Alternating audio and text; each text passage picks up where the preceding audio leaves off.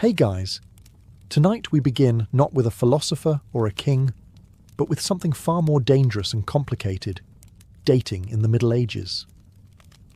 Because believe it or not, finding love in a time of plagues, dowries and chaperones was somehow even more awkward than texting someone, "What you doing?" at 2 a.m. From courtly love songs to marriage by livestock negotiation, medieval romance was less about butterflies and more about land rights. So before you get comfortable, take a moment to like the video and subscribe, but only if you genuinely enjoy what I do here. And let me know in the comments where you're tuning in from and what time it is for you. It's always fascinating to see who's joining us from around the world. Now, dim the lights, maybe turn on a fan for that soft background hum, and let's ease into tonight's journey together. So, you're standing in a medieval village, or maybe a chilly stone castle, wondering how to find love. Maybe strike up a conversation? Compliment someone's hose? Ask if they come here often? Nope. That's not how any of this works. If you're in the Middle Ages, dating, in the modern sense, doesn't really exist. You don't flirt, text, or go for long walks to see where it goes. Instead, your parents, or your lord or your abbot, are already deciding who you'll marry, when, and how many cows it will take to seal the deal. If you're a noble, you've probably been betrothed since before your voice dropped. You and your future spouse might meet for the first time on your wedding day. And yes, that's just as uncomfortable as it sounds. The whole thing is about land, titles, and family alliances.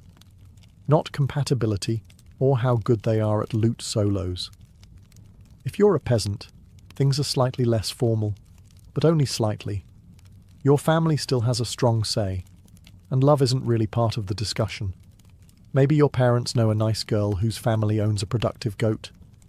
Maybe they admire a boy who can thatch a roof without falling off. Boom. You're courting now. Lucky you. It's not that people in the Middle Ages don't feel romantic.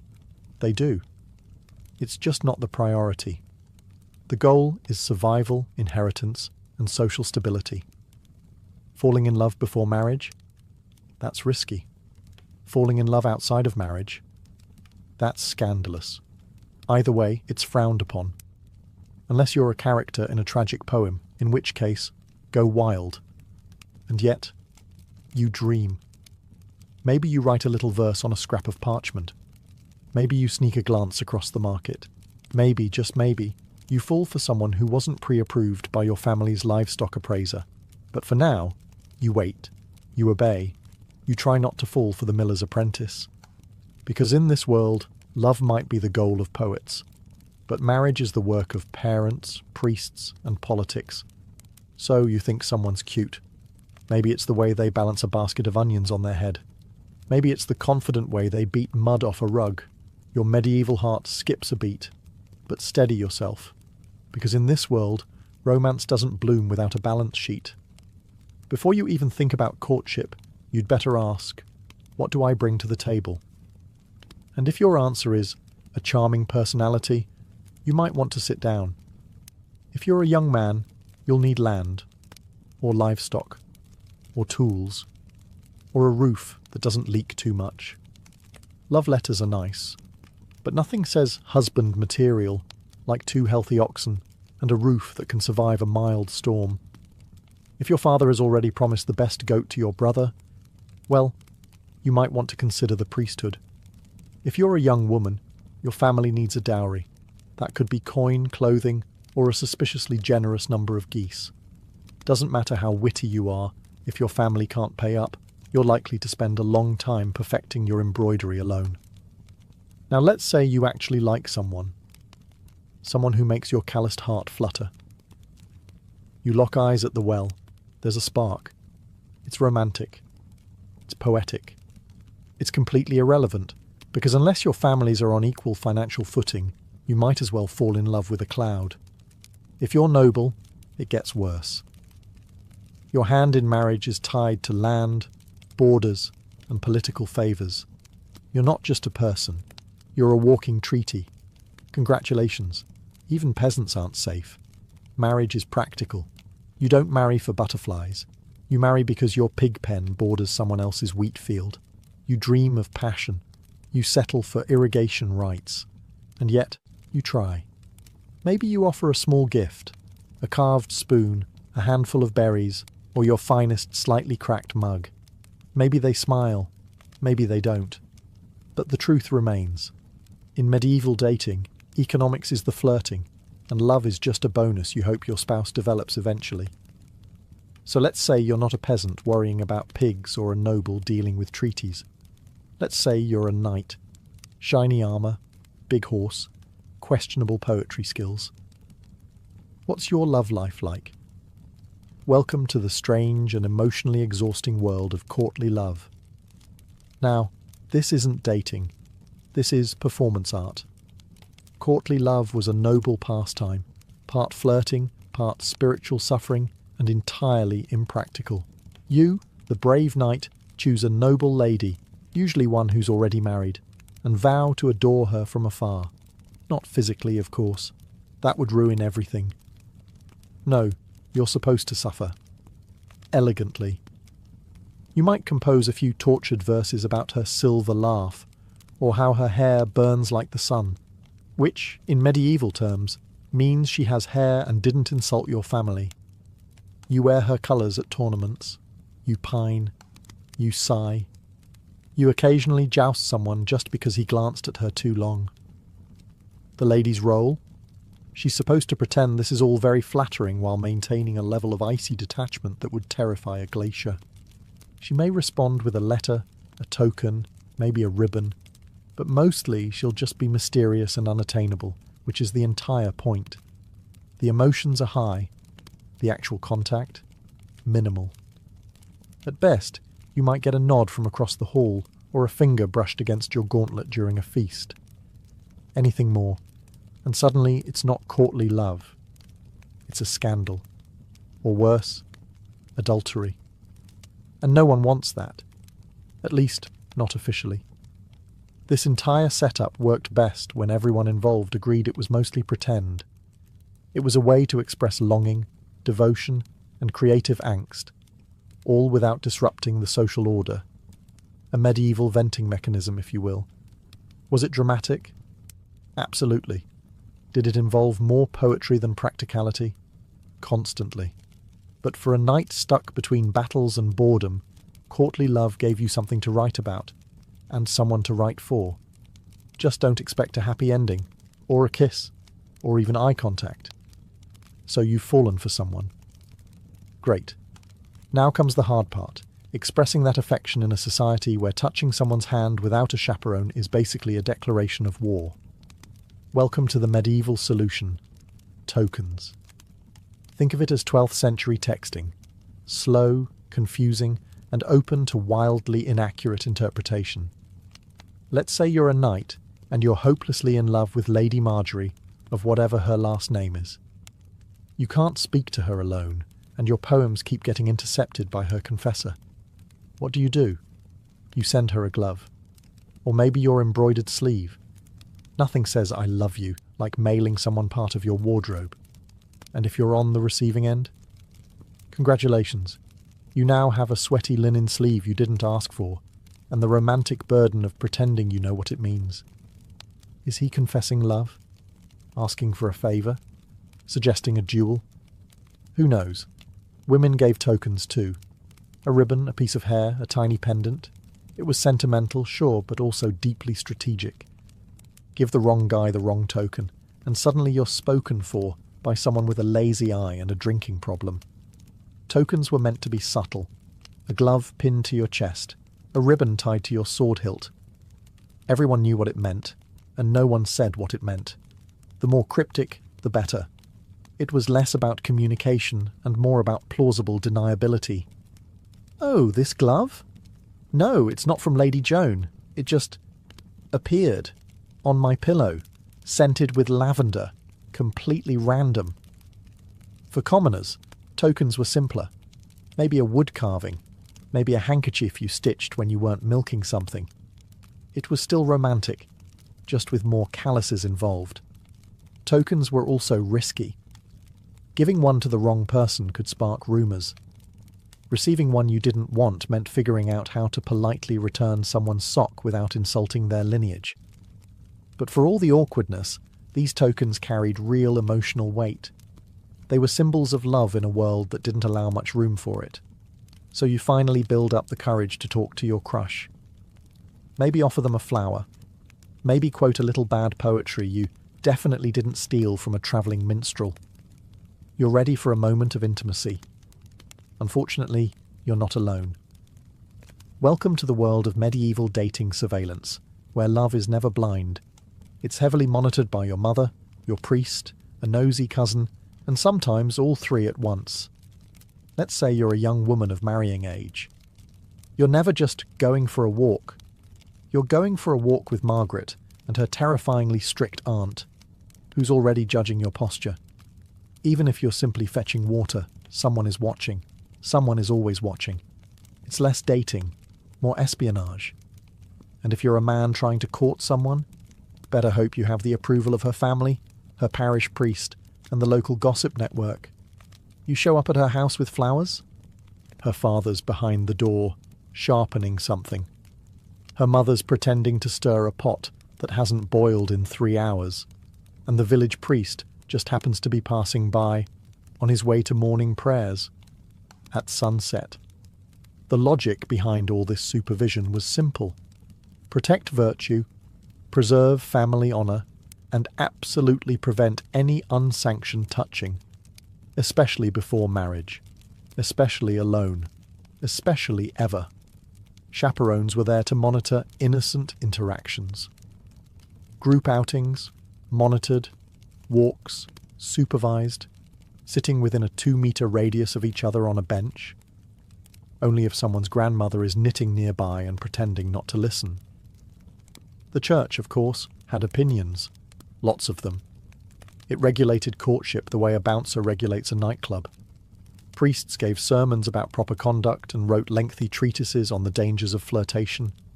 Yes, that's right. Medieval clergy published anti-flirting manuals.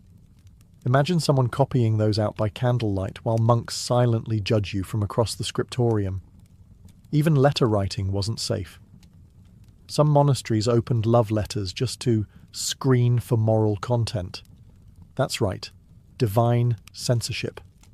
So if you want to fall in love, you'll have to get used to doing it quietly, and in the presence of your entire extended family, and possibly God. So, you're in love. Or at least medieval in love, which is mostly longing, confusion, and a lot of pacing near windows. You've exchanged glances across a feast. Maybe they picked up your dropped handkerchief and didn't immediately throw it into the fire. The tension is unbearable.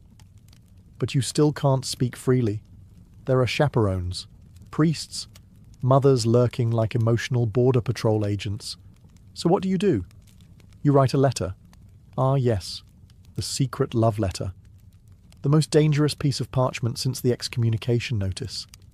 This is your chance to confess your heart, using the most cryptic, overly poetic language possible. Because you can't just say, I like you. You must say, my soul is a stag, pierced by the arrow of your grace, roaming the forests of yearning. Naturally, if you're literate, which, let's be honest, isn't a given, you pen your message on vellum or rough parchment. If you're really dedicated, you dust it with flower petals or perfume. Just be careful with that. One noble accidentally used a love letter to wrap a herring and delivered it to the wrong girl. They're married now. It's fine. Now comes the problem of delivery. You can't just hand it over. You need a courier, a loyal servant, a bribed monk, or a younger sibling with limited understanding of consequences. Sometimes even a minstrel would do the job, singing your poem in the town square while pretending it was anonymous. Subtle. And the poetry? Risky. Very risky. The line between romantic and heresy was thinner than a monk's patience during Lent. If your metaphor even hinted at anything physical, you might find yourself confessing to both lust and literary exaggeration. But despite all the rules, people did write. Some letters survived. Some poems were copied and passed around like forbidden fruit. In a world of rigid roles and constant supervision, a folded scrap of words could feel revolutionary. So you write, you risk it. You press your trembling hand to the parchment and say everything you can't say aloud. Just don't sign it too clearly. You want romance, not a church trial. Finally, a break, a feast day, a harvest festival, a maypole dance.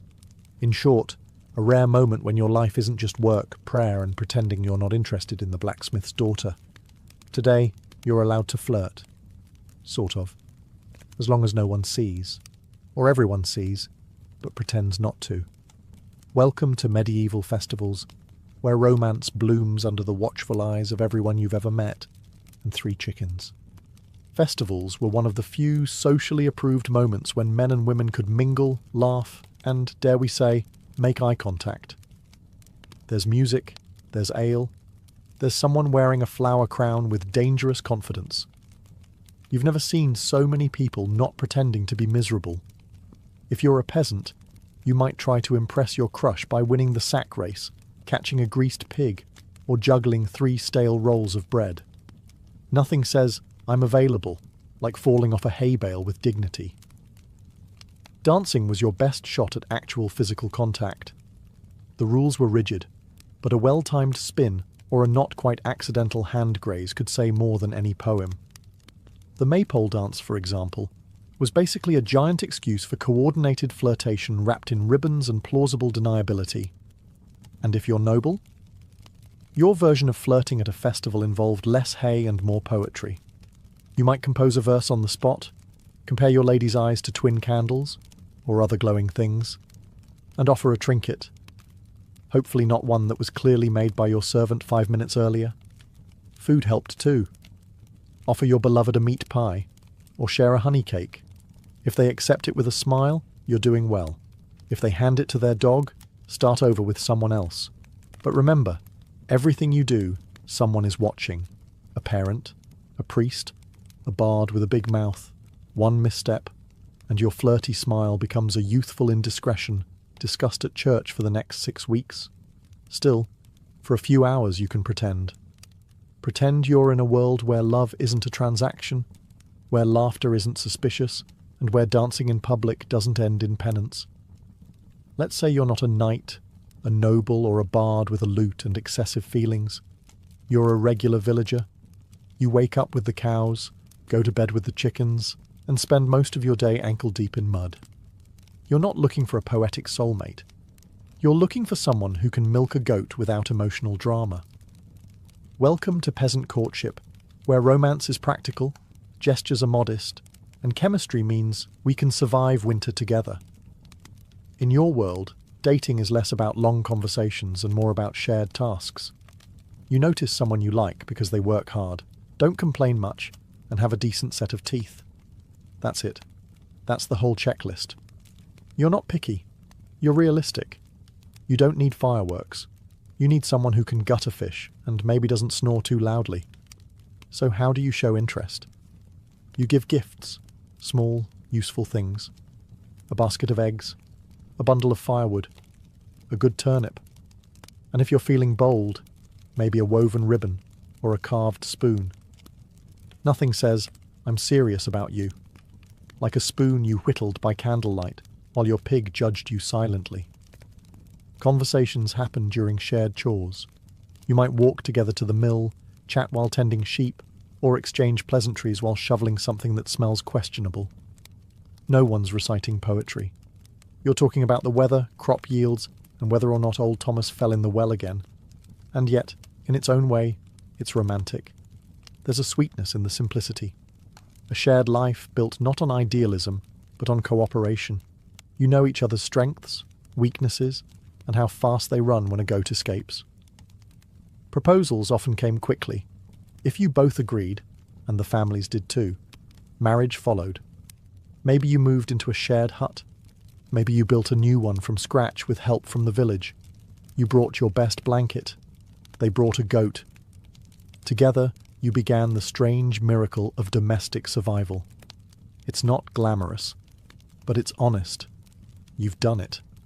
You found someone who can cook, clean, tolerate your family, and doesn't visibly recoil at the sight of your feet. True love, right? Now it's time to get married, which, in medieval terms, means you're entering into a contract. Not a dreamy vow under the stars. A legally binding transaction, often negotiated with all the passion of a livestock auction. If you're a peasant, it's still a big deal. You gather a few witnesses, talk to the local priest, and try not to trip over the Latin during the ceremony. But behind the sweet-sounding blessings is a serious checklist. Dowry, land rights, who gets the cow, and what happens if someone dies during planting season. Ah yes, romance. If you're from the upper class, buckle up. Your marriage is a full-blown legal negotiation. Your parents, their parents, the priest, a scribe, maybe a cousin who once studied law. They're all in on it. The bride and groom, mostly just standing nearby, looking decorative and nodding when spoken to. You may or may not have even met the person you're marrying. Your family has done the math. Your estate needs her fields, her dowry balances your debts, and both of your coats of arms look good next to each other. Love is optional. The merger is not. And once you're married, it's permanent. Divorce isn't really a thing unless you can prove someone wasn't baptized, was secretly related to you, or died and forgot to mention it. Annulments existed, but they required a lot of paperwork, a bit of luck, and a solid bribe. Still, not everything is bleak. Some couples genuinely grew to love each other, shared chores, raising children, surviving winters. These things have a way of building affection, or at least tolerance, which in medieval terms is basically the same thing. The church was involved in every step. Marriage was a holy sacrament, one of the 7 big ones. You didn't just marry for legal reasons, you married because God needed a witness. Possibly 2. So you stand, exchange vows, and smile as someone hands over a sack of onions and calls it a blessing. So, let's say you've had enough. Enough contracts, enough negotiations, enough being treated like a particularly valuable sack of flour. You're a noble, but for once, you want to marry for love. Not for land, not for lineage, not for your father's strategic ambitions, just love. Congratulations, you're about to cause a scandal. Noble elopements were the medieval equivalent of lighting your family tree on fire and dancing in the ashes. If you ran off to marry someone of your own choosing, it wasn't just personal rebellion, it was political sabotage. Let's say you're Lady Eleanor, promised to Sir Boring von Estate Secure, but you've fallen madly in love with a penniless squire who smells faintly of horses and adventure. You meet in secret, whisper sweet nothings in the stables, and one day you vanish. Off to a monastery where the abbot owes you a favour. There you marry under questionable legality, with only a nervous monk and 2 chickens as witnesses. Back at home, chaos. Your family? Outraged. Your father? Threatening to siege the groom's family garden. Your mother? Crying into her embroidery hoop. The church? Deeply concerned. The gossip? Delicious. And if you're the groom in this romantic rebellion, don't get too comfortable. Best case scenario? You get to keep your bride and your kneecaps. Worst case? You're excommunicated and disemboweled, in that order. Still, some couples got away with it. If the union couldn't be undone without causing even more embarrassment, families sometimes just sighed and moved on. After all, what's done is done, and at least nobody died. Hopefully. In rare cases, these scandals became legends. Songs were written, poems composed, stories whispered at banquets. 2 nobles who chose love over duty. Practically mythological. And yes, most noble marriages were transactional, but these moments, brief rebellions, passionate escapes, whispered vows beneath moonlit towers, they reminded the world that love, though inconvenient, refused to go extinct. So if you ever feel dramatic for swiping left or turning down a second date, just remember, at least your love life doesn't involve secret weddings, angry barons, and a horse tied to a ladder outside your window. Ah, marriage. That beautiful union of 2 souls, and their respective financial portfolios. Because in the Middle Ages love was nice, but a dowry? Now that was truly romantic.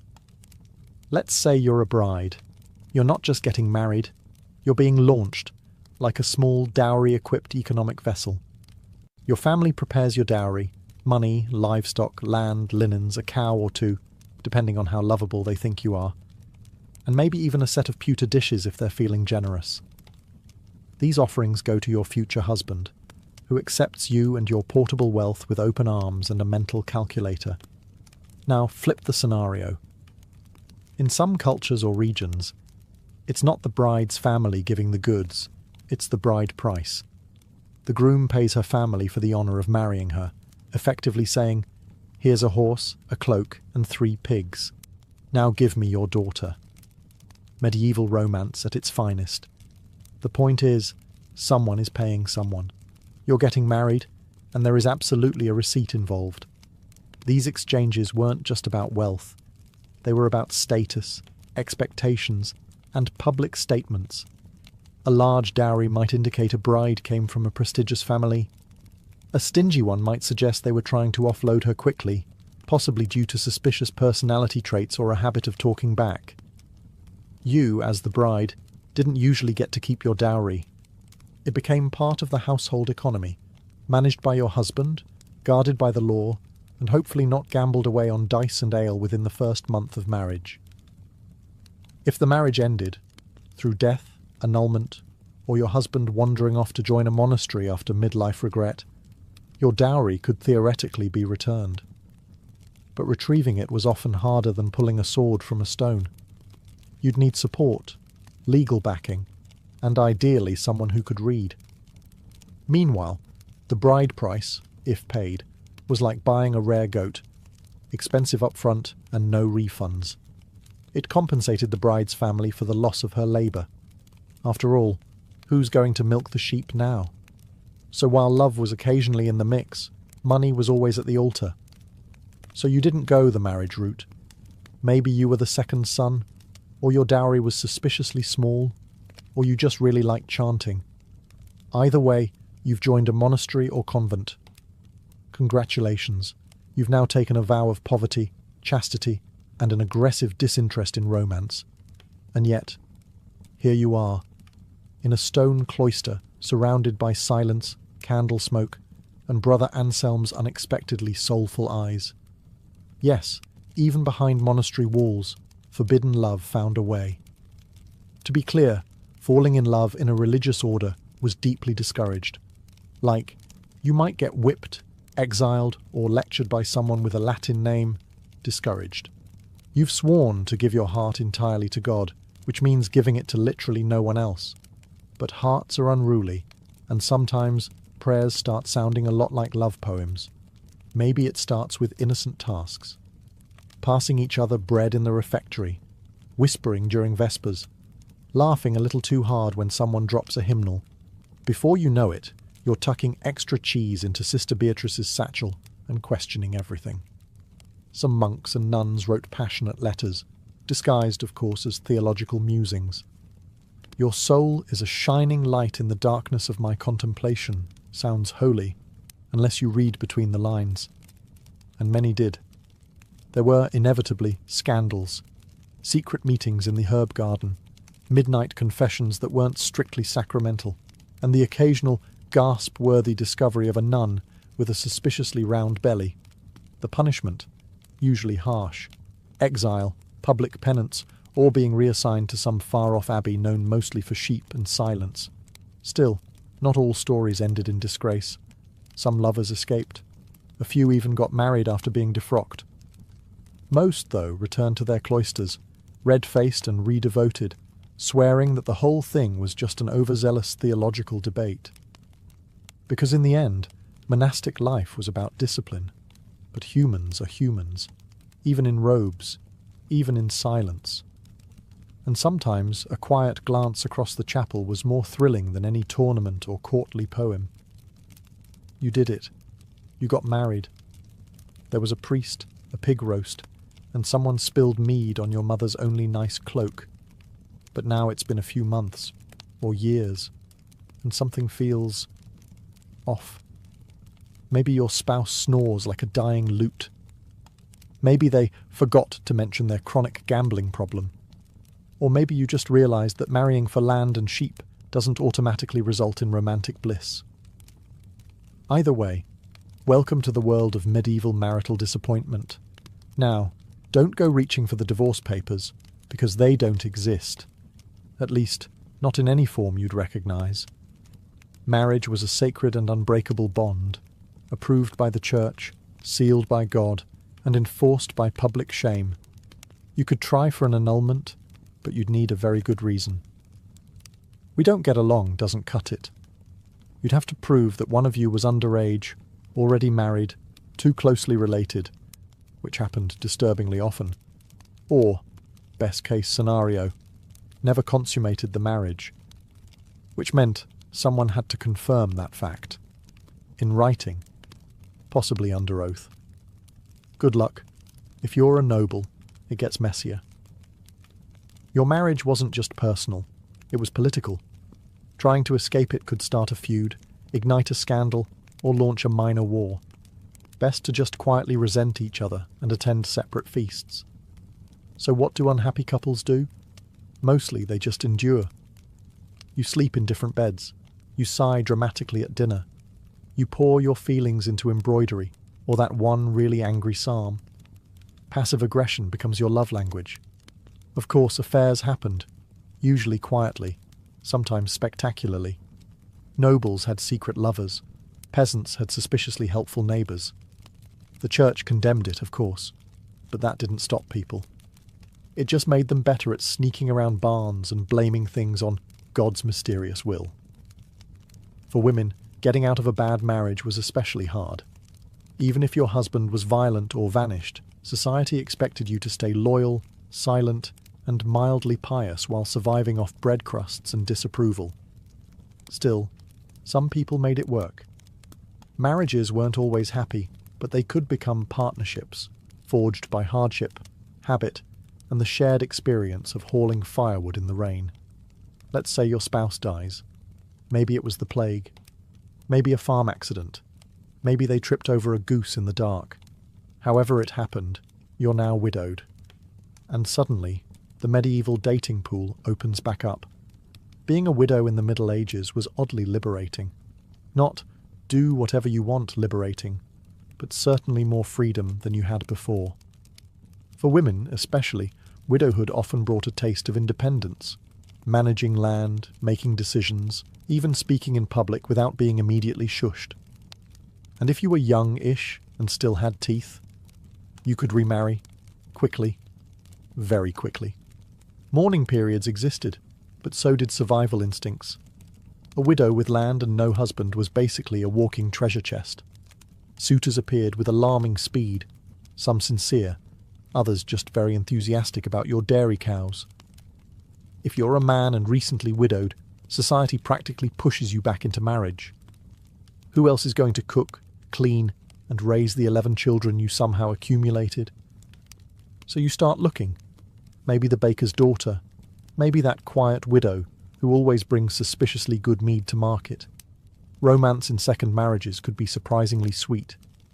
This time around, you're older, wiser. You're not being pushed into an alliance. You're choosing someone to survive with. Maybe even someone you like. Wild concept. Of course, there were rules. The Church frowned on remarriage that happened too quickly. Like, your spouse isn't cold yet. Quickly. And widows often had to negotiate with family over dowries and inheritance. Nothing says romantic second chance like arguing with your brother-in-law over who keeps the butter churn. But still, second marriages were common, even expected. Life was short, winters were long. No one wanted to spend them alone if they didn't have to. And yes, love was part of it. Maybe not the swooning, sonnet-writing kind, but the quiet kind, based on shared stories, mutual respect, and the understanding that both of you had already seen some things.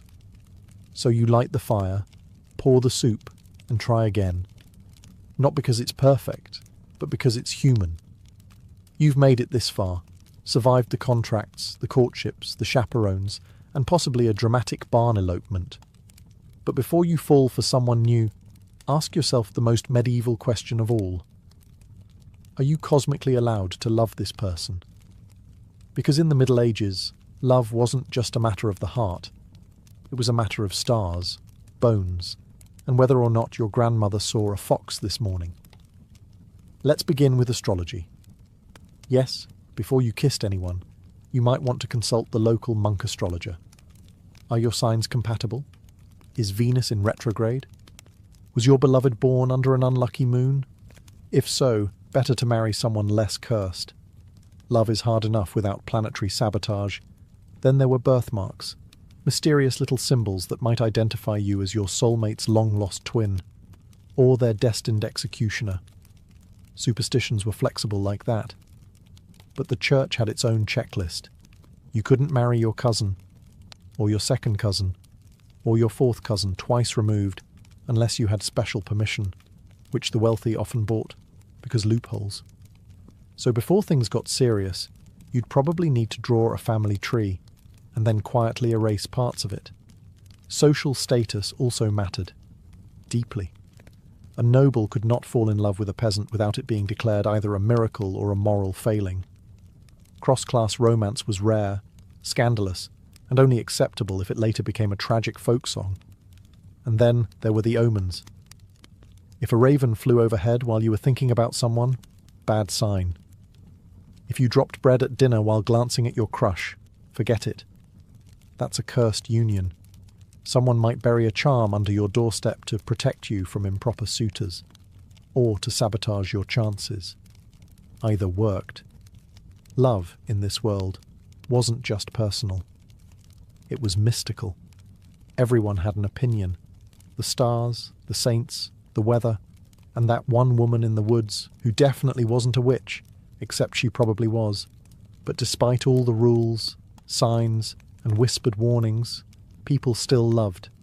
Clumsily, bravely, often against advice. Because medieval or not, the heart remains wonderfully disobedient. You've probably heard of Alexander the Great, maybe even Julius Caesar, but have you ever heard of the woman who allegedly chopped off the head of Cyrus the Great and dunked it in blood? Her name was Tomyris, and she didn't rule from a throne gilded in gold or within high-walled cities. No, her court was the open sky, her army was the wind, and her power came not from titles, but from pure, unshakable authority. She was queen of the Massagetæ, a confederation of nomadic tribes who roamed the steppes of Central Asia. Think horse archers, tattooed warriors, ritual feasts, and battlefield justice. Tomyris didn't inherit her power from a pampered courtier system. She rose through grit, leadership, and possibly a healthy dose of "don't mess with me" energy. Her people were tough, accustomed to harsh winters, long migrations, and enemies on every side. But even among such people, she stood out. She was a warrior, a lawgiver, and a ruler in her own right. No husband overshadowed her. No brother guided her hand. Now, to be clear, much of what we know about Tomyris comes from the Greek historian Herodotus, a man not exactly known for his strict fact-checking. But if even a fraction of his account is true, then Tomyris wasn't just a queen. She was a storm in human form. At the heart of her story is this. A foreign superpower was growing stronger by the day. The Achaemenid Persian Empire, led by Cyrus the Great. He had already conquered Lydia and Babylon, and now his gaze turned east. The Massagetæ were next on his list. But Cyrus didn't fully understand what kind of woman he was dealing with. Before the first arrow flew, before the first spear shattered, and before her son's death changed everything, Tomyris was already preparing for war. Not because she wanted conquest, but because she refused submission. She wasn't just defending territory, she was defending a way of life. And as Cyrus would soon learn, there are some queens you just don't invade. Cyrus the Great had a reputation. He wasn't just any king, he was a conqueror's conqueror. The kind of man who could stroll into ancient cities, topple empires, and still get remembered fondly by historians. So when he looked east toward the land of the Massagetæ, he didn't exactly expect resistance. After all, Who could possibly say no to the man who had taken Babylon without even breaking a sweat? Cyrus sent a polite offer first, because of course, every good imperialist starts with a smile. He proposed a political marriage between himself and Tomyris. Now you might think, that's romantic. But Tomyris saw right through it. She understood that this wasn't about love, or even alliance. It was about control.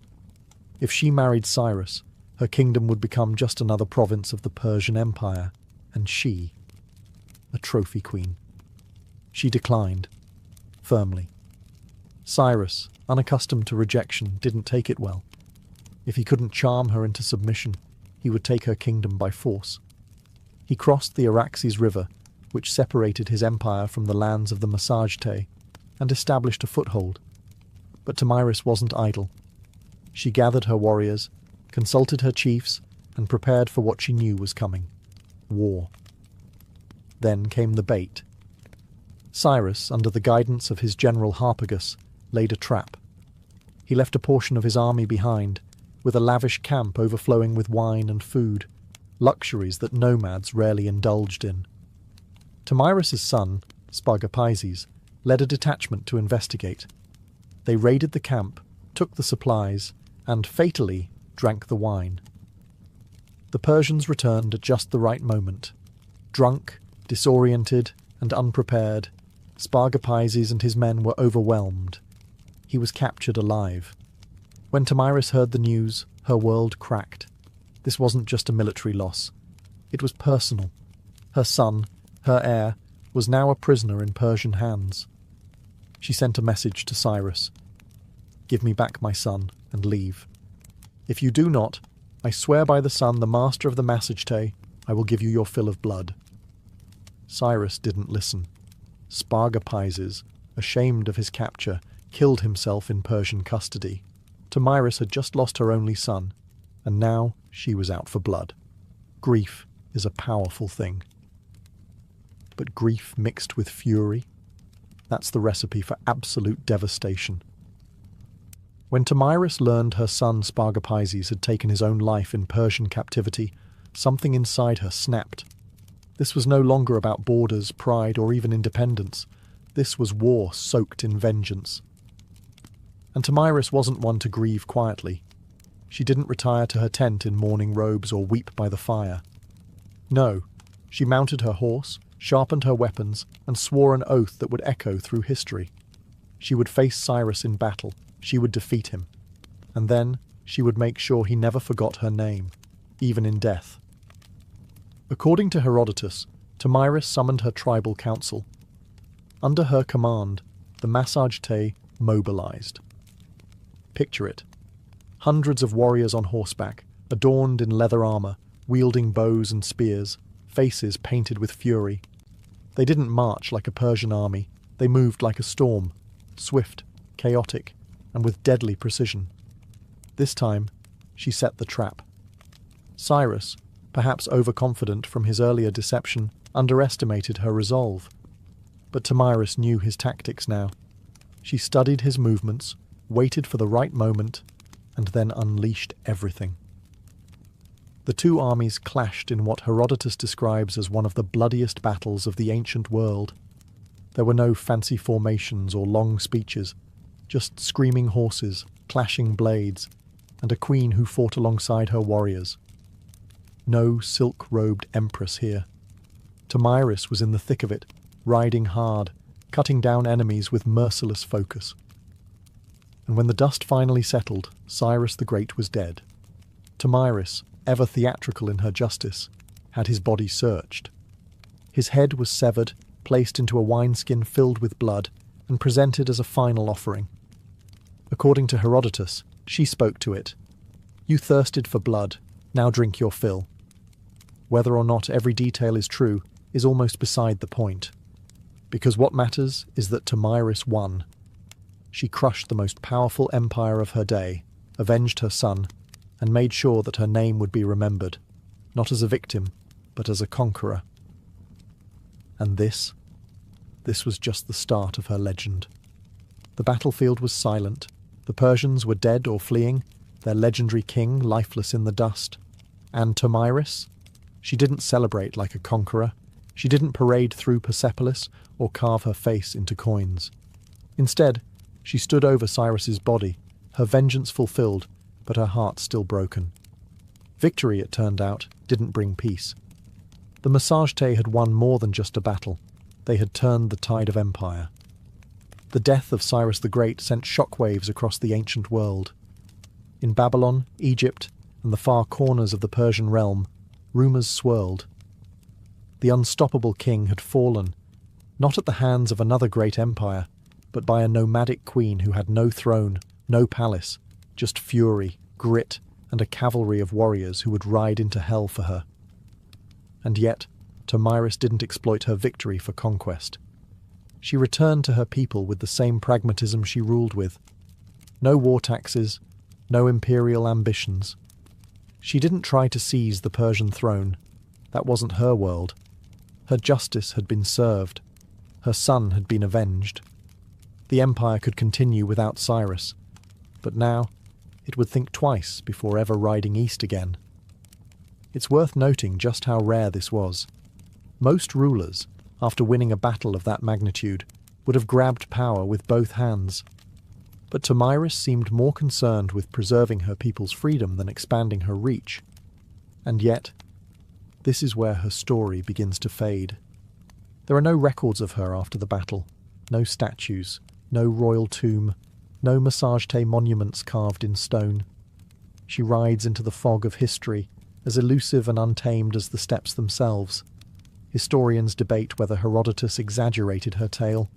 Some say Cyrus died elsewhere, that the wineskin of blood was poetic fiction. But even skeptics agree someone dealt Persia a heavy blow. And it wasn't a king, it wasn't a general, it was a queen, a mother, a woman whose love for her son fueled one of the most dramatic reckonings in ancient history. And her story, it didn't need to be written in stone. It was carried by the wind. Because when the wind howls across the steppe, some still say it whispers her name, Tomyris. To understand Tomyris, you have to understand the people she led. The Massagetæ weren't your typical ancient civilization. No marble temples, no hanging gardens, no scrolls of poetry. They were a nomadic warrior culture, living in the vast, untamed lands east of the Caspian Sea, lands too wild for Persian satraps or Babylonian scribes. Their world was one of movement, survival, and honour. Imagine sprawling plains without borders, herds of horses and cattle as currency, and warriors raised in the saddle. Children were taught to ride before they could walk straight. Archery wasn't a sport, it was second nature. Their bows were compact and deadly. Their armour? Layers of leather and scale, flexible for riding, sturdy for war. They hunted, they raided, and they fought to protect their freedom. And unlike many patriarchal societies of the time, Massagetæ women could, and did, fight. That wasn't an exception. It was expected. Warrior women weren't legends. They were your neighbours. So when Tomyris picked up a sword and led her people into battle, no one raised an eyebrow. She wasn't pretending to be a man or defying norms. She was the norm, just sharper, smarter, and far more dangerous than most. Their society valued strength, but also justice. Crimes were punished harshly, but fairly. Property was communal in many ways. What mattered was loyalty to the tribe and the ability to defend it. Kings and queens ruled, yes, but through consensus, not tyranny. Leaders had to prove themselves through deeds, not bloodlines. And as for religion, they were sun worshippers. Tomyris, in her famous warning to Cyrus, swore by the sun, the master of the Massagetæ. The sun was life, light, and justice, the divine judge of all oaths. To break one's word was to spit in the face of the heavens. In short, Tomyris wasn't some anomaly. She was the ideal embodiment of her people. Fierce, principled, proud. She didn't rise to power in spite of being a woman. She rose because she was exactly the kind of leader the Massagetæ revered. While the Persians had bureaucracy, the Massagetae had freedom, and in one brutal, history-defining clash, that freedom held its ground. Because when you come from a land where the wind never stops, and the sky is your only ceiling, submission is simply not an option. You know what's strange? Everything we know about Tomyris, her battle with Cyrus, her son's death, the wineskin full of blood, it all comes from one man, Herodotus. Now, Herodotus is often called the father of history, which sounds great until you realize he's also the father of hearsay, myth, and dramatic flair. The man loved a good story, and if that story involved divine omens, gory revenge, or queens shoving heads into blood, well, even better. So, how much of Tomyris's tale is true? That depends on how much you trust a Greek writing decades after the events, who had probably never met a single Massagetae in his life. Herodotus relied on second-hand accounts, travellers' tales, and whatever rumours were circling the Persian Empire.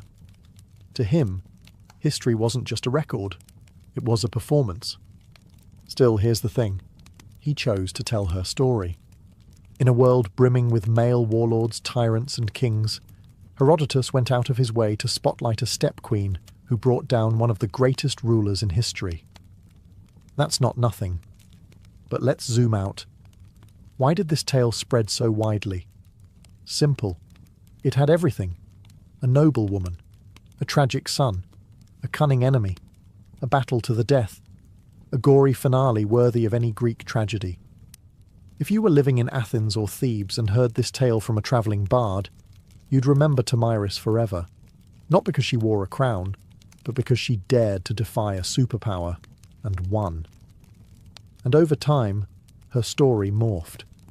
Medieval chronicles painted her as a savage Amazon. Renaissance artists depicted her drenched in blood, holding Cyrus's head like a trophy. She was exotic, fearsome, iconic. Yet through all the retellings, something real clings to her legend.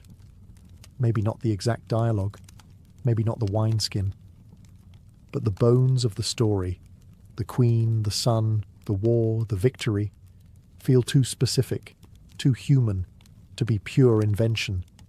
In the end, Herodotus didn't just preserve Tomyris, he mythologized her.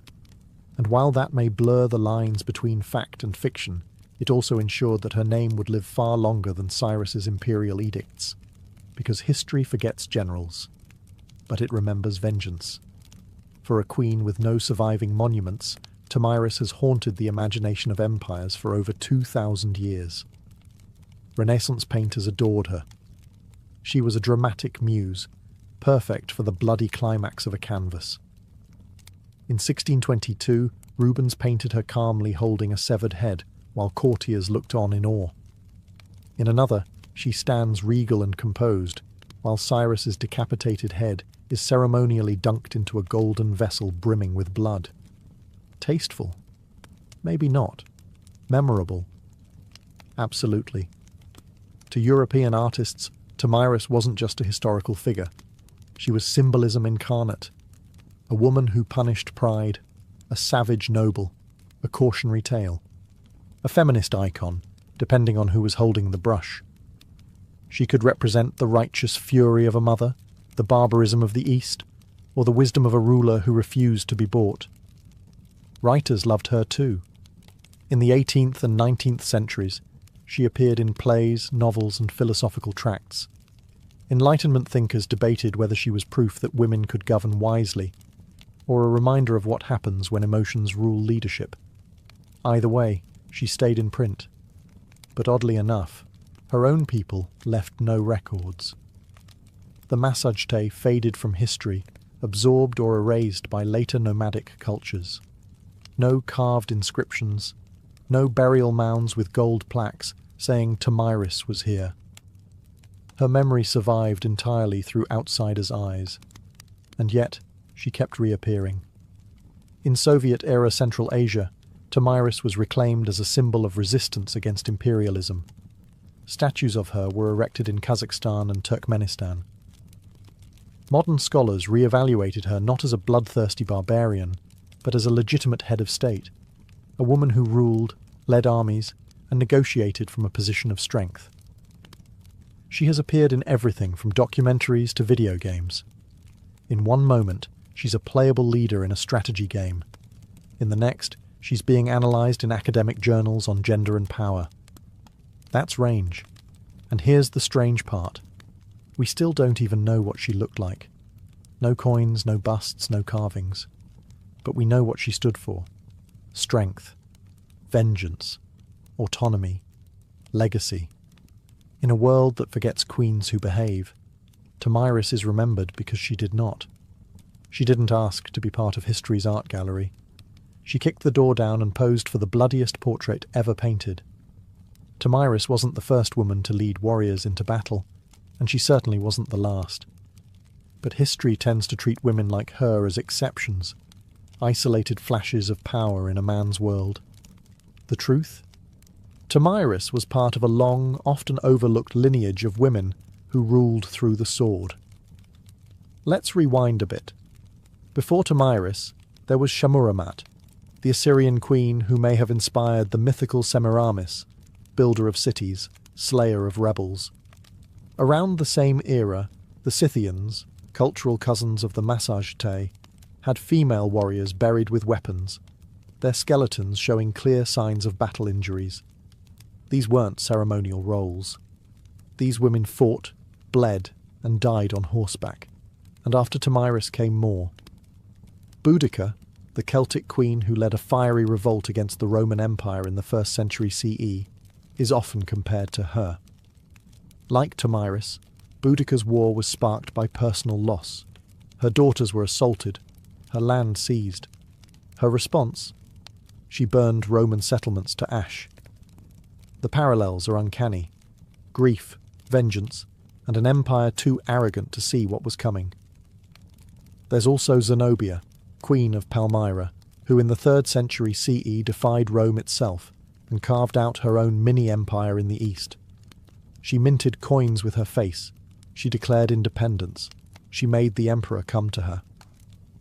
What binds all these women together, Tomyris included, isn't just power. It's audacity. They led in eras that pretended leadership belonged to men. They wielded authority not as caretakers or stand-ins, but as strategists, generals and rulers. And while many male leaders were praised for their conquests, these women were often labelled dangerous, unnatural, savage. Why? Because they won. Tomyris wasn't an outlier. She was part of a global, centuries-long pattern of women who rose in times of crisis and made kings bleed. Her story, preserved by Greek pens and modern imagination, reminds us that female leadership wasn't rare. It was just rarely recorded. So when you picture ancient warfare, don't just see helmets and beards. See a queen on horseback, bow in hand, blood in her eyes, and understand, Tomyris wasn't alone. She was just one of the few they couldn't erase. Tomyris never built a palace.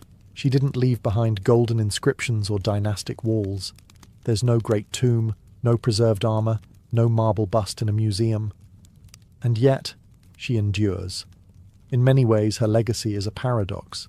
Her entire story hinges on a handful of paragraphs from Herodotus, biased, embellished, possibly fictional. But those words planted a seed that refused to die. For over 2 millennia, her name has resurfaced, again and again, in times when the world needed to remember that power doesn't always wear a crown, or a beard. She's been reimagined through so many lenses. To Renaissance Europe, she was the noble savage, a warning to tyrants.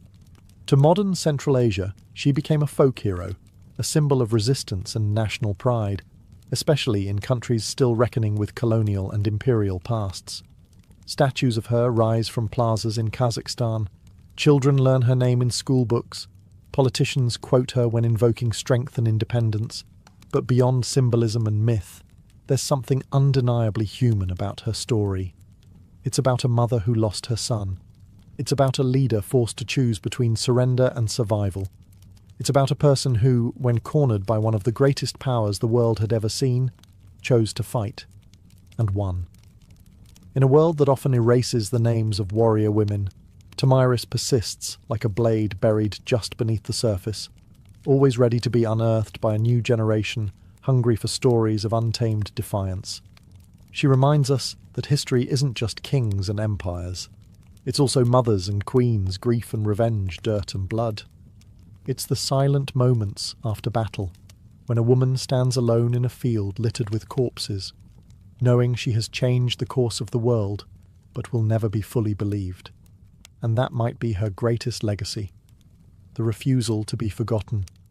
No statues, no problem. Her name still rides on the wind of the steppes. Her story still makes emperors look mortal. And her legend still whispers the warning, "Come for me, and you'll drink your fill of blood." So the next time you hear of a great king's downfall, remember, sometimes the final blow comes not from a rival empire, but from a queen on horseback, lost to history, but never truly gone. Imagine a life where your walls are made of felt, your roof is stitched from hide, and your front door opens to the horizon. There are no cities, no farmland, no stone monuments to pass on to the future, just the rhythm of hooves, the whisper of grass, and the ever-changing sky. For ancient nomadic cultures, permanence was a myth, and mobility was strength. From the Eurasian steppes to the Arabian deserts, ancient nomads shaped entire civilizations without leaving a single marble temple. These weren't rootless wanderers. They were strategic movers, guided by the seasons, the grazing patterns of their herds, and an intimate understanding of terrain. Their homes were yurts, tents, or wheeled wagons, foldable fortresses designed for life on the move. Cattle, sheep, goats, and most of all horses were the pillars of nomadic life. A person's wealth was counted in livestock, not land. Horses were more than tools. They were companions, weapons, and status symbols. To ride well was to survive. To ride best was to rule. But being mobile didn't mean being disorganized. Nomadic societies had complex social structures. Power usually flowed through clans and tribes, with leadership often based on merit and influence rather than strict heredity. A chief or khan might rise through tactical brilliance, oratory skill, or sheer charisma. Loyalty was personal, earned in campfire councils and on wind-scoured battlefields. And far from being isolated from the world, nomads were its connective tissue. They moved silk from China, spices from India, silver from Persia, and slaves from Europe. Nomadic caravans and traders were the original transcontinental couriers, long before empires caught on. And when trade broke down, they raided, swift, strategic, and terrifyingly efficient. Their history wasn't written in stone. It was sung, recited, and remembered. Elders passed down legends and laws through oral tradition. A tribe's entire legal system, history, and identity could be carried in the mind of a single bard or elder. Stories weren't entertainment. They were instruction, governance, and identity. In the eyes of empires, nomads were unpredictable, alien, and dangerous. But to themselves, they were guardians of freedom, masters of adaptation, and heirs to the wind. They left few ruins behind, but they reshaped the world every time they rode. Long before the Mongols thundered across Eurasia, the Scythians ruled the wind-swept steppe. Between the 9th and 2nd centuries BCE, these nomadic warriors dominated the lands stretching from the Black Sea to the edges of Central Asia. To the Greeks, they were fearsome horsemen and exotic barbarians. To themselves, they were a people of freedom, vengeance, and pride. Scythian society was built around mobility and violence. Their horse culture was unmatched. Boys learned to ride before they could walk properly. Their weapons were practical and deadly. Short composite bows, ideal for shooting while galloping at full speed, curved swords, battle axes, and iron-tipped spears. The Scythian warrior wasn't just a man either. Archaeological finds confirm what Herodotus hinted at. Women fought too. Some graves reveal female skeletons buried with weapons, showing battle wounds that only came from real combat.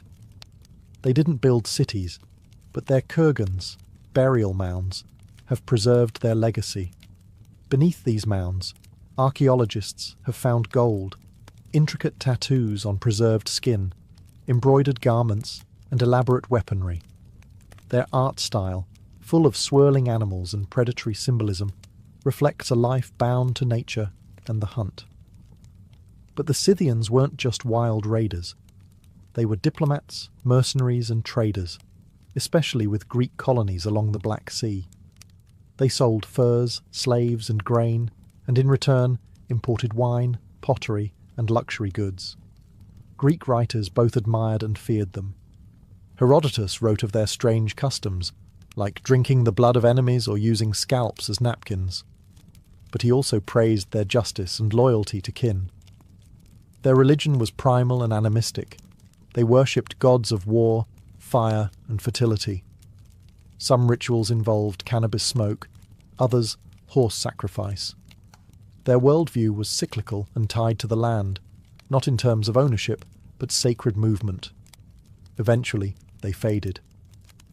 Pressured by other nomadic groups like the Sarmatians, and boxed in by growing empires, the Scythians dissolved into history. But they set the standard for the steppe warrior archetype. A mobile, deadly, fiercely independent fighter with no master and no fixed home. They didn't write books. But when you see a mounted archer silhouetted against the steppe, that shadow is Scythian. They were the storm before the empire.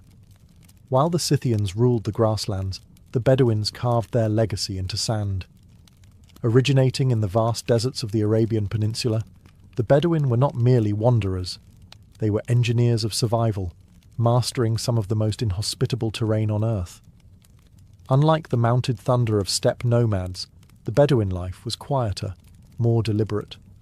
It was built around the rhythms of the desert, drought and rainfall, grazing routes, and the movements of stars. Their home was the black goat hair tent, or Beit el-Sha'ar, portable, breathable, and easy to pack. Life moved with the camels, known as the ships of the desert. Camels were transport, food, clothing, and currency all at once. The Bedouin were famed for their tribal structure. Everything revolved around the clan. Loyalty to kin came before all else.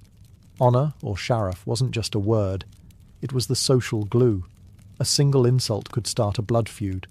But generosity to guests, karam, was just as sacred. A stranger could expect food, water, and protection for 3 days. No questions asked. Their warfare was rooted in the raid, or gazu, fast, strategic attacks designed to capture goods and livestock without unnecessary bloodshed. Battle wasn't about mass slaughter. It was about survival, prestige, and honour. A successful raid elevated a man's status. A failed one could stain a tribe's reputation for generations. But Bedouin life wasn't all conflict and sandstorms. It was rich in oral tradition. Poets were warriors of words. Their verses preserved history, shamed enemies, and praised heroes. Poetry was passed from memory to memory, often performed in song-like cadence around the fire. Some poems became tribal lore, others became legacy. Trade caravans also passed through Bedouin lands. These tribesmen served as guides, protectors, and sometimes smugglers, moving goods like incense, spices, and silk from southern Arabia to the Levant and beyond. They knew every oasis, every star path. Their knowledge was legendary and expensive. Though many Bedouins later integrated into cities and empires, they maintained a fierce sense of identity. Even today, the black tent and tribal codes remain symbols of Bedouin pride.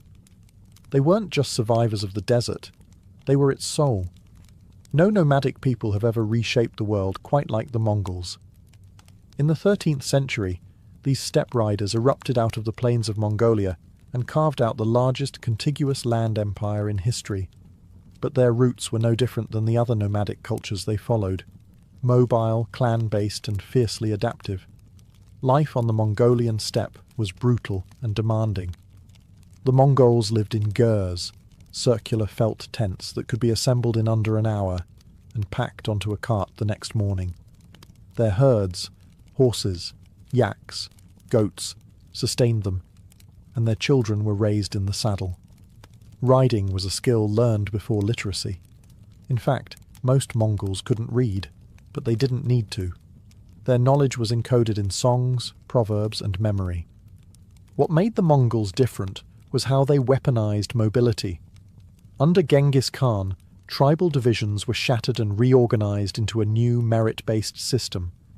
Loyalty to tribe was replaced by loyalty to the Khan, and with that, the world changed.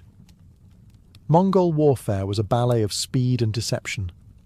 Their horse archers could fire accurately at full gallop, fake retreats to lure enemies and travel over 100 miles a day.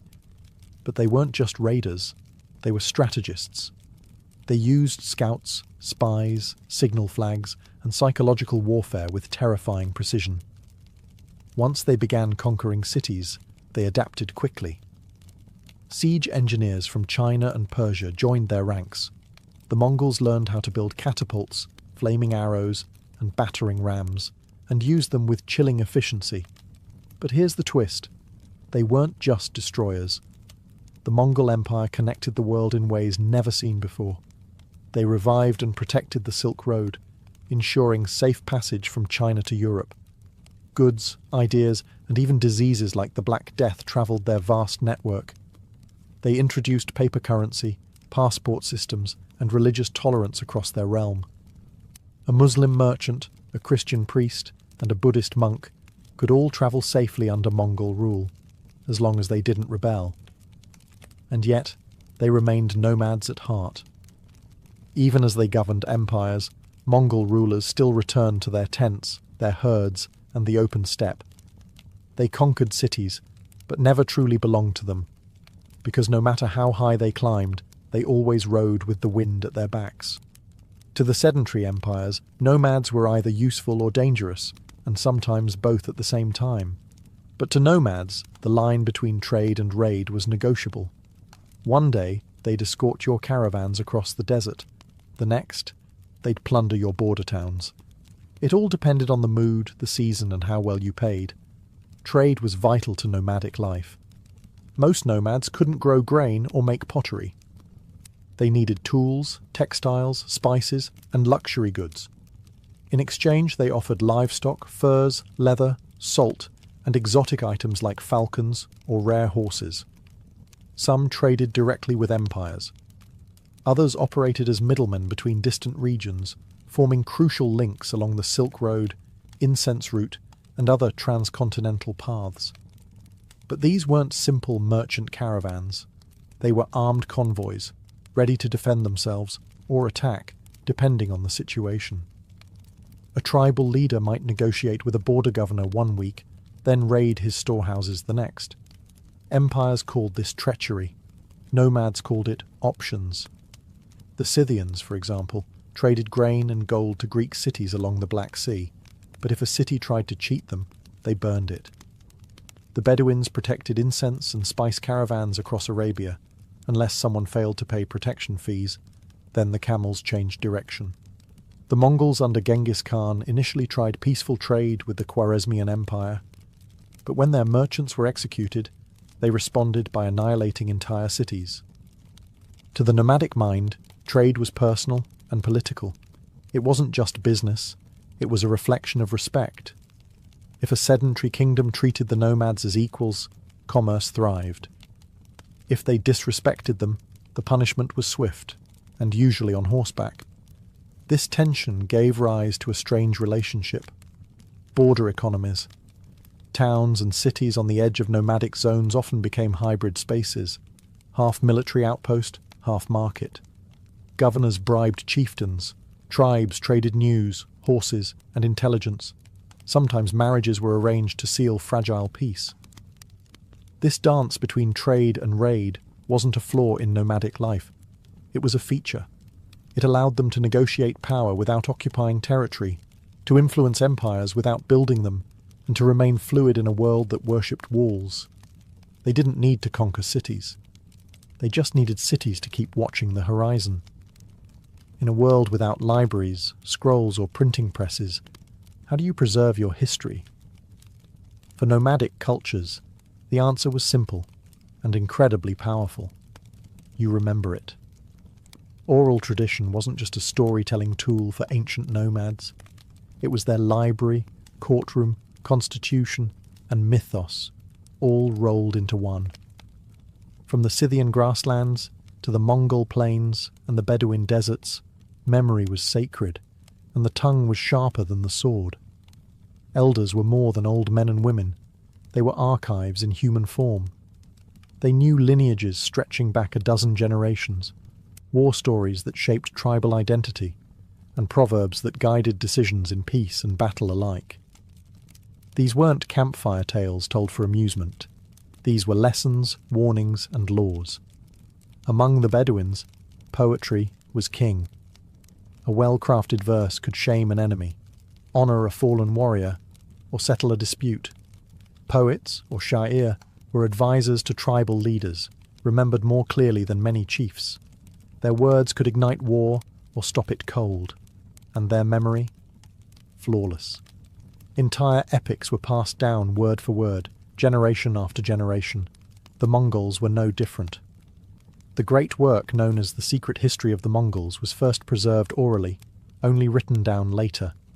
It tells not just the rise of Genghis Khan, but the cultural values of loyalty, fate, revenge, and ambition that defined their world.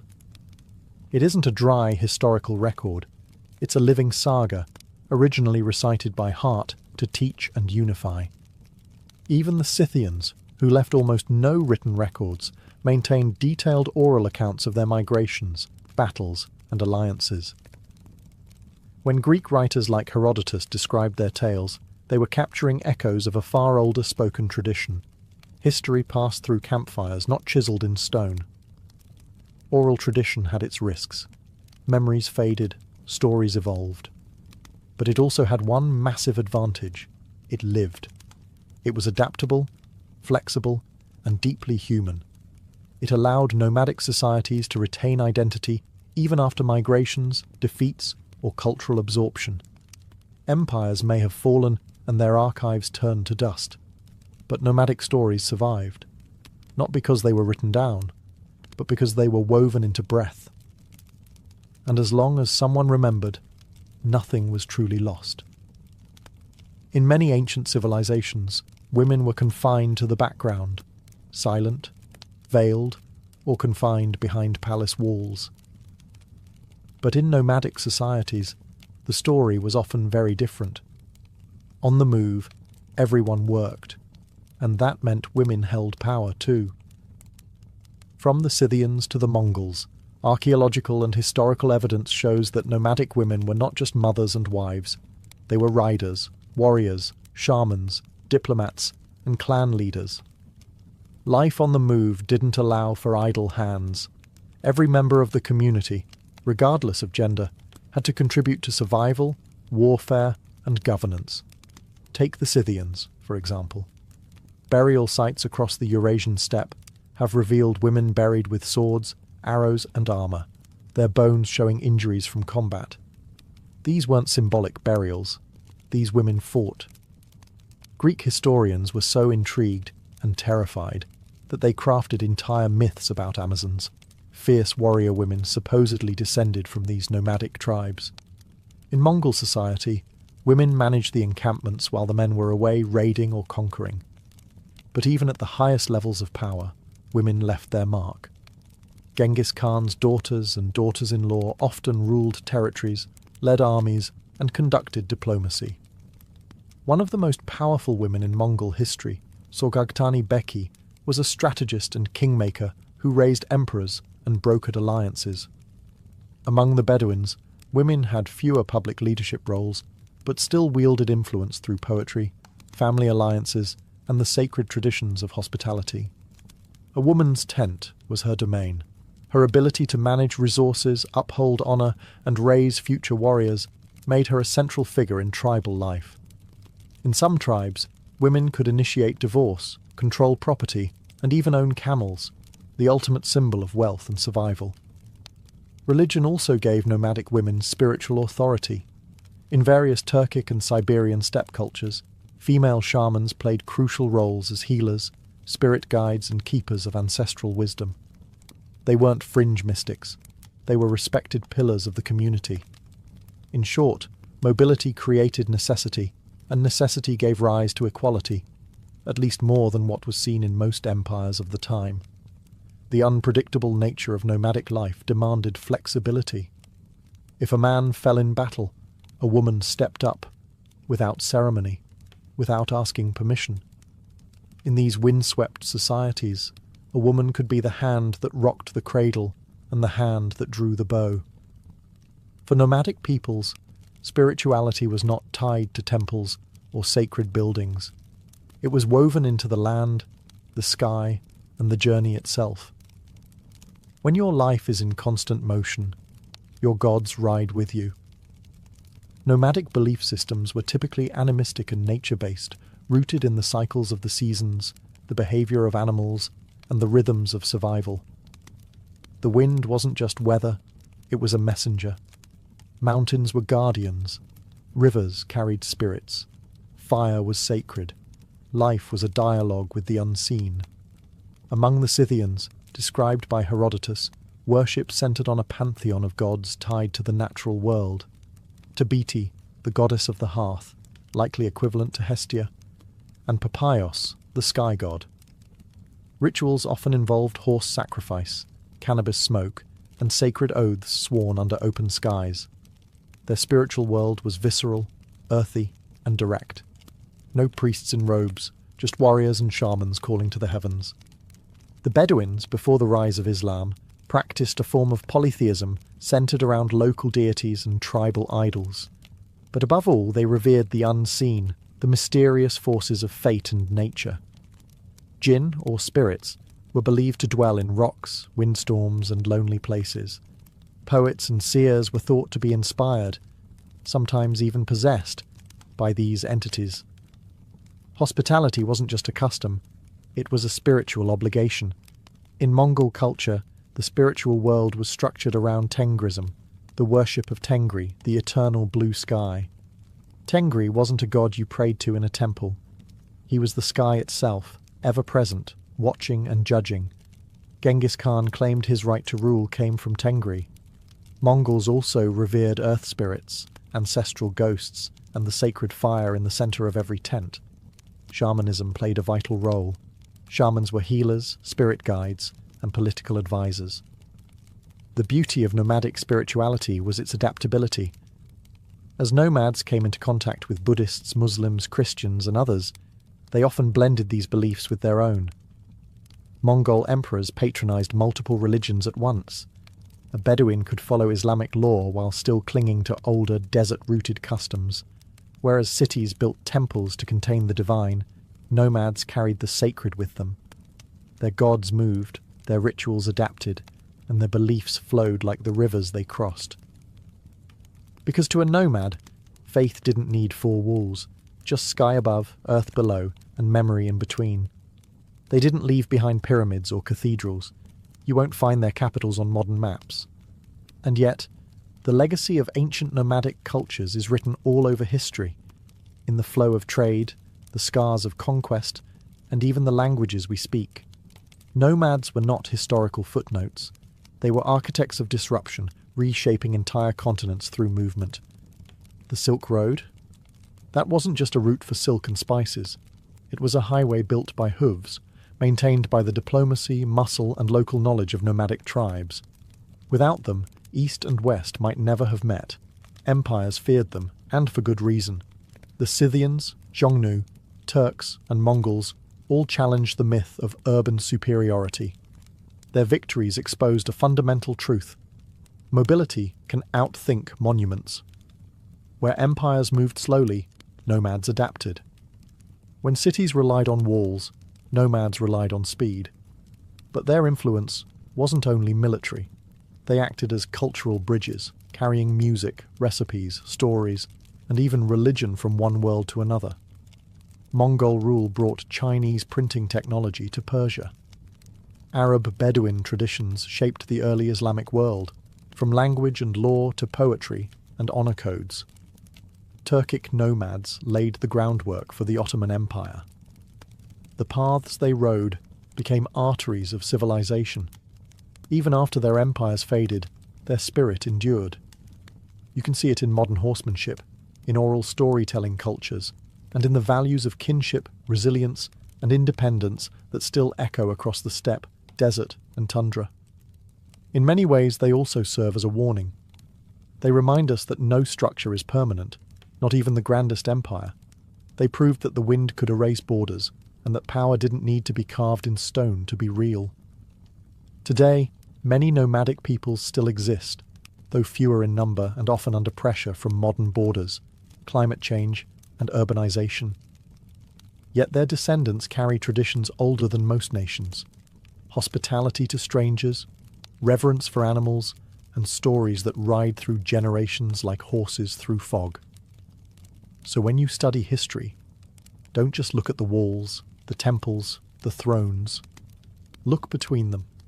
That's where the nomads lived, and that's where history moved.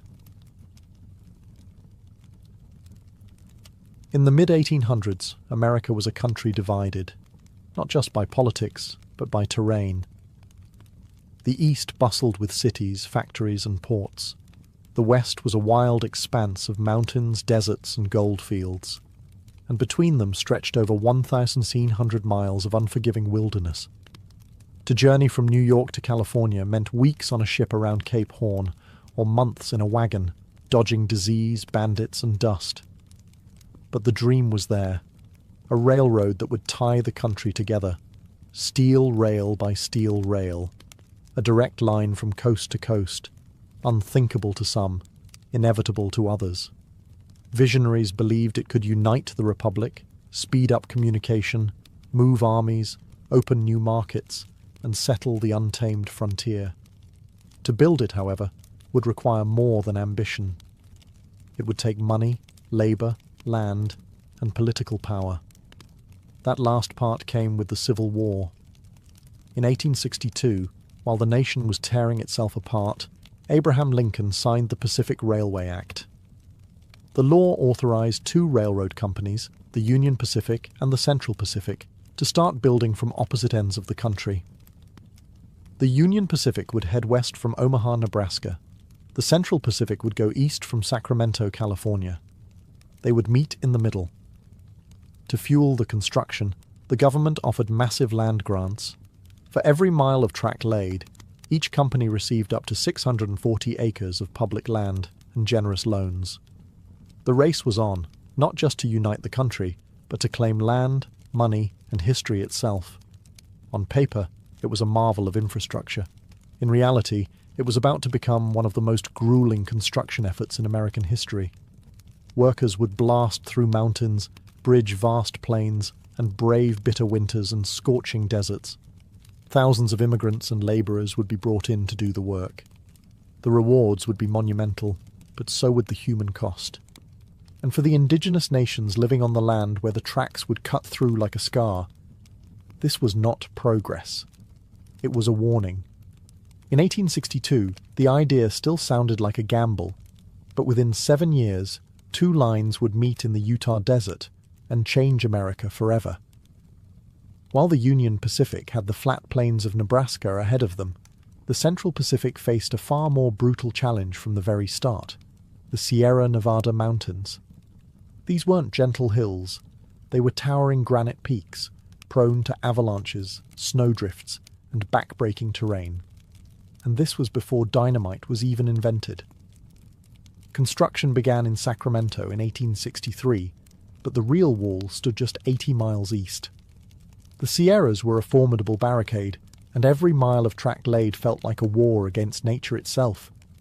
To conquer this obstacle, the Central Pacific needed labour, a lot of it. At first, they hired mostly Irish immigrants and white labourers, but many quit, unable or unwilling to face the grueling conditions. That's when the company turned to a new workforce: Chinese immigrants. By 1865, over 10,000 Chinese labourers were building the railroad, more than 80% of the Central Pacific's entire workforce. They were paid less than white workers, often lived in more dangerous conditions, and faced deep racism, but they proved indispensable, showing incredible skill, endurance, and discipline. Their work was heroic and horrific. They carved tunnels through solid rock using only hand tools and black powder. The most infamous, Tunnel Number 6, took nearly 2 years to complete. In winter, snowdrifts reached 40 feet. Workers lived in camps buried beneath snow, connected by vertical shafts like chimneys. Dozens died in avalanches, explosions, and rock slides. And yet, the line advanced. To speed progress, Chinese crews suspended themselves in baskets over cliffs, chipping away at stone inch by inch. When they couldn't go around a mountain, they went through it. When they couldn't level terrain, they built wooden trestles that soared above ravines. It was some of the most dangerous and underappreciated labor in American history. Few records exist of individual Chinese workers. No statues were built for them at the time. But without their hands, the transcontinental dream would have died in the Sierras. By 1867, the Central Pacific finally emerged from the mountains. What lay ahead was desert, harsh, dry, and deadly, but flat. The worst was behind them. The race to the meeting point was truly on. While the Central Pacific was battling granite and snow in the west, the Union Pacific had its own gauntlet to run. Starting from Omaha, Nebraska, the company laid track westward through the Great Plains, a land that seemed endless, flat, and deceptively simple. But the challenge wasn't the geography. It was people, politics, and power. The Union Pacific hired largely Irish immigrants, former Union soldiers, and freedmen. Many were veterans looking for steady pay after the Civil War. Crews could lay 2, sometimes even 3 miles of track in a single day. The wide-open plains allowed speed, but they also exposed the workers to raids, starvation, and environmental extremes. This was indigenous land. The Pawnee, Cheyenne, Arapaho, and Lakota Sioux had hunted, lived, and died on these plains for generations. And to them, the railroad was not progress. It was an invasion. The track cut directly through tribal hunting grounds. The smoke-belching engines frightened buffalo herds. Telegraph poles and surveyors disrupted sacred spaces. Tribes saw what was coming. Settlers, soldiers, fences, and displacement. Resistance was inevitable. The Lakota Sioux, under leaders like Red Cloud, fought back fiercely. They raided camps, attacked surveying teams, and tore up rails. In response, the US government built forts along the route and stationed troops to guard the track. Railroad construction became a militarized operation, with track layers working under the protection of armed guards. It was a low-grade war, fought with rifles and treaties that never lasted. For the indigenous nations, the railroad represented a death sentence for their way of life. And they were right. Still, the Union Pacific pushed forward.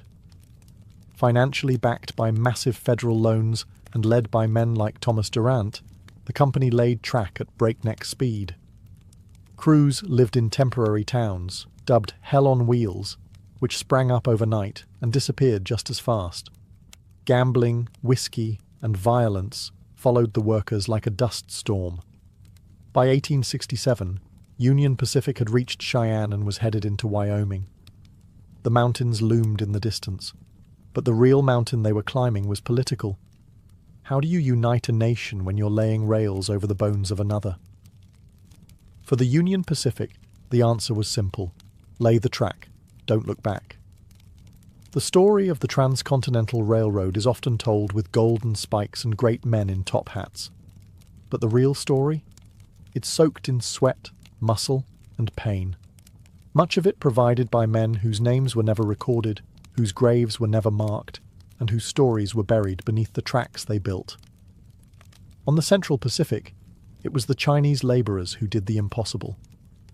Nearly 15,000 of them, most hailing from Guangdong province, endured freezing temperatures, deadly explosions, and racial hostility while tunnelling through the Sierra Nevada. They earned less than white workers, received no recognition, and were often housed in separate, inferior camps. But they persisted. quietly, skillfully, and relentlessly. Despite being called weak and unfit by early skeptics, the Chinese crews soon proved to be the most reliable workforce on the railroad. They blasted rock, laid rail, built trestles, and cooked their own food, often staying healthier than their counterparts. Yet, when the last spike was driven at Promontory Point, none of them were invited to the celebration photo. Meanwhile, on the Union Pacific, Irish immigrants made up a large portion of the workforce. Many had survived famine and war, only to face new dangers on the plains. They fought off raids, laid track at incredible speed, and drank themselves to sleep in rickety tents. Their lives were hard, but their labour was essential. Former enslaved African Americans also worked the rails, some hired as freedmen seeking better lives. Their contributions, like those of the Chinese and Irish, went largely uncredited. Labourers of colour were exploited, but indispensable. This was a multinational workforce, building a nation with bare hands and broken backs. And then there were the cooks, blacksmiths, teamsters, and supply haulers, each playing a role in keeping the great machine of progress moving forward. None of them were executives, but without them, there'd be no golden spike. In the grand American myth, we tend to spotlight the visionaries and tycoons. But railroads weren't laid by dreams alone.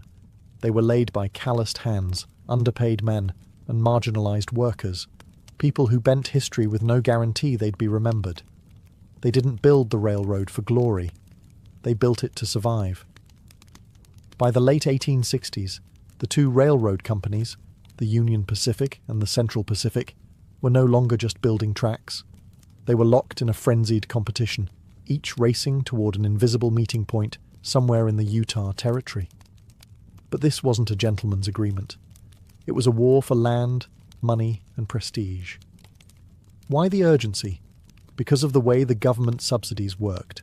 For every mile of track completed, each company received federal land grants and hefty loans. The more track you built, the more profit you claimed. So naturally, both sides tried to outbuild the other, even laying parallel tracks in opposite directions, knowing full well that only one set would be used. It became absurd. Crews worked at breakneck speed. The Central Pacific, fresh off their victory over the Sierra Nevada, now blasted through the Nevada and Utah deserts. Meanwhile, the Union Pacific crossed rivers and high plains, skirting the edge of the Rocky Mountains. They even began laying track through areas they knew the government would eventually declare wasteful, just to secure funding. Work intensified to near manic levels. The Central Pacific's Chinese crews set a world record in April 1869. 10 miles of track laid in a single day, a feat unmatched even today. They accomplished this using synchronized teams, rotating shifts, and a rhythm honed through years of labour. Union Pacific crews, not to be outdone, pushed hard from the east, despite ongoing labour strikes, supply issues, and mismanagement from their financier, Thomas Durant, who was more interested in stock manipulation than railroad engineering. The two tracks finally neared each other at Promontory Summit in present-day Utah. Surveyors marked the site. Arrangements were made for a formal ceremony. Locomotives from both companies, Central Pacific's Jupiter and Union Pacific's No. 119, were brought face-to-face, cowcatcher to cowcatcher. Executives prepared speeches. A special golden spike was commissioned. Telegraph wires were hooked up to transmit the final hammer blows in real time across the country. But behind the celebration was the lingering reality. The race had been brutal, often reckless, and entirely driven by profit.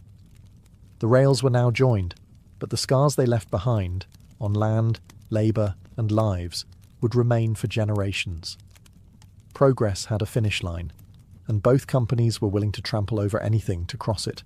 On May 10th, 1869, the windswept plains of Promontory Summit, Utah, became the centre of the American universe. A crowd of workers, officials, journalists, and railroad executives gathered to witness the momentous event, the joining of the Union Pacific and Central Pacific Railroads, the completion of the Transcontinental Railroad. Two gleaming locomotives stood nose to nose on the finished track, the Central Pacific's Jupiter and the Union Pacific's number 119. Between them lay a final rail, and at its centre, a golden spike, engraved with the words, "May God continue the unity of our country as this railroad unites the two great oceans of the world." Telegraph lines had been connected to the ceremonial hammer. Each blow would send an electric signal across the country. As Leland Stanford, representing the Central Pacific, raised the sledgehammer, Americans across the nation leaned in to listen. With each swing, the telegraph clicked. Done. Church bells rang, cannons fired, cities erupted in celebration. From New York to San Francisco, it was as if a national artery had been stitched together in real time. The East and West were no longer months apart. They were 7 days apart by rail. It was a stunning engineering achievement. The United States was now bound coast to coast by steel and steam. The symbolic significance couldn't be overstated. A young, post-Civil War nation had proven it could connect its fractured parts and march into a modern industrial era. But not everyone was part of the celebration. None of the Chinese workers who had laid most of the Central Pacific's track were invited to the photo. They had been excluded from the ceremony entirely, despite their role in accomplishing the impossible. The Irish labourers, freedmen, native guides, and other marginalised workers were also absent from the frame. In their place stood bearded men in frock coats, holding hammers and cigars. So while the country celebrated unity, the reality was more complex. The railroad did connect east to west, but it also sharpened divisions between races, classes, and cultures. It united markets, but at the cost of many human lives. The photo that day captured the official story of the railroad. But the real story? That was buried beneath the track. The completion of the Transcontinental Railroad didn't just shrink geography, it exploded the American economy. Almost overnight, the United States was no longer a bi-coastal nation awkwardly bridged by wilderness. It was now a single economic organism, pulsing with movement, commerce, and opportunity. Goods that once took months to transport by wagon or ship could now move from coast to coast in under a week. Agricultural products from the Midwest, wheat, corn, cattle, could be shipped westward to booming mining towns or eastward to the industrial cities. Manufactured goods flowed in the opposite direction. Rail cars replaced oxen. Steam replaced sail. What had once been an uncertain frontier was now a profitable supply chain. Towns sprouted like weeds along the railroad towns that grew up almost overnight. Some became cities. Others disappeared as quickly as they came, especially if the rail line shifted. But each one was a node in a growing network, connected by a steady rhythm of pistons, whistles, and smoke. The railroad also helped fuel industrial growth. Ironworks, coal mines, timber mills all surged with demand. The need for rails, locomotives, and infrastructure created jobs across the nation. Steel barons and railroad tycoons got rich, bankers lined their pockets, and small-time entrepreneurs rode the wave, opening hotels, restaurants, and general stores along the line. Mail moved faster. News travelled across time zones in days instead of weeks. For the first time, the government could project real presence across the full continent, deploying troops, resources, and political influence wherever the rails reached. And let's not forget the human factor. Millions of people moved west. Immigrants from Europe who once landed in New York now saw a direct path to land and labour in California, Oregon, and the Western Territories. Homesteaders, prospectors, ranchers, and outlaws all rode the same steel road toward destiny. Of course, this boom wasn't evenly shared. Wealth flowed upward. Native lands were devoured. Labourers remained poor. But there's no denying it. The railroad transformed the US from a regional republic into a continental power. The engine wasn't just moving people, it was moving money, power, and the future. And once it started, it wasn't going to stop. Beneath the polished steel and triumphant headlines of the Transcontinental Railroad lay a darker, more tragic legacy: the destruction of indigenous lands, lives, and cultures. The railroad didn't just connect east and west, it sliced through native homelands, carving out routes through territories held by the Lakota, Cheyenne, Shoshone, Ute, and many others. What had once been open plains and sacred ground was now divided by rails, telegraph poles, and fencing. With each spike driven, native sovereignty was eroded. The impact was immediate and brutal. Buffalo herds, central to plains tribes' economies, diets, and spirituality, were slaughtered en masse to clear the way for trains and settlers. In some cases, passengers were encouraged to shoot buffalo for sport from moving trains. These herds, once numbering in the tens of millions, dwindled to near extinction in just a few decades. The railroad brought more than tracks. It brought settlers, soldiers, and surveyors. Towns popped up where there had been none. Homesteaders, empowered by the federal government, staked claims on tribal lands. What treaties hadn't taken, the railroad now absorbed. And with settlers came enforcement, military garrisons, sent to protect the tracks and suppress any resistance. Conflicts erupted. The Sioux, Cheyenne, Arapaho, and other tribes fought back in what became a series of bloody wars, some labelled uprisings, others outright massacres. From Red Cloud's War to the Battle of Little Bighorn, the railroads were both the battleground and the prize. Eventually, resistance was crushed. Indigenous nations were confined to reservations, often hundreds of miles from their ancestral lands. The psychological toll was immense. Sacred sites were desecrated. Hunting patterns were broken. Nomadic cultures, built around seasonal migration and vast open space, were forced into fixed locations, under constant surveillance, and all of it was justified in the name of progress. The Transcontinental Railroad was hailed as a marvel of American ingenuity, but it came at the cost of 1,000 nations' dreams. It wasn't just the iron that cut through the land, it was the erasure of a way of life, replaced by timetables and timbers. History books often praise the railroad for uniting a nation, but for native peoples, it tore theirs apart. When the final spike was driven at Promontory Summit in 1869, it wasn't just the end of a railroad, it was the beginning of a new American identity, faster, hungrier, and increasingly shaped by steel and steam. The Transcontinental Railroad shrank the country. What had once taken 6 months by wagon or ship now took 7 days by rail. It changed how people moved, how goods were exchanged, and how the very idea of distance was understood. Suddenly, the concept of a coast-to-coast nation wasn't a dream. It was a daily reality. The railroad fueled the rise of time zones, created to coordinate cross-country travel and commerce. It reorganized agriculture, allowing farmers to send produce across state lines. It powered the Second Industrial Revolution, enabling raw materials to flow efficiently into urban factories. The rhythm of the country began to match the clatter of trains. Culturally, the railroad reinforced a sense of manifest destiny, the belief that America was meant to span from Atlantic to Pacific. It made expansion feel not just possible, but inevitable. With rails stretching across deserts, mountains, and plains, there was no longer a wild frontier. Everything felt reachable, everything felt claimable. But the railroad also set the template for corporate power in America. Massive wealth accumulated at the top. Men like Leland Stanford, Thomas Durant, and Collis Huntington didn't just get rich, they shaped policy, bought politicians, and built empires. Corruption scandals like the Credit Mobilier affair exposed how deeply railroad interests were embedded in government. For labourers, the train tracks marked both opportunity and exploitation. For indigenous peoples, it marked the end of a world.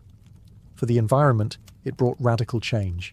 Forests cleared, rivers bridged, buffalo nearly exterminated.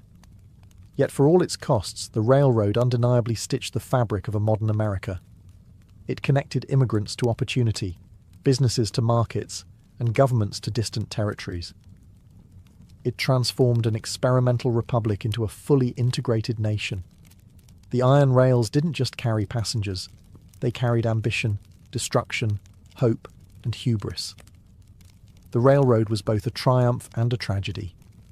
And once those twin locomotives touched cowcatchers in the Utah desert, the country was never the same again. The nation was transformed, not by war or election, but by iron and fire.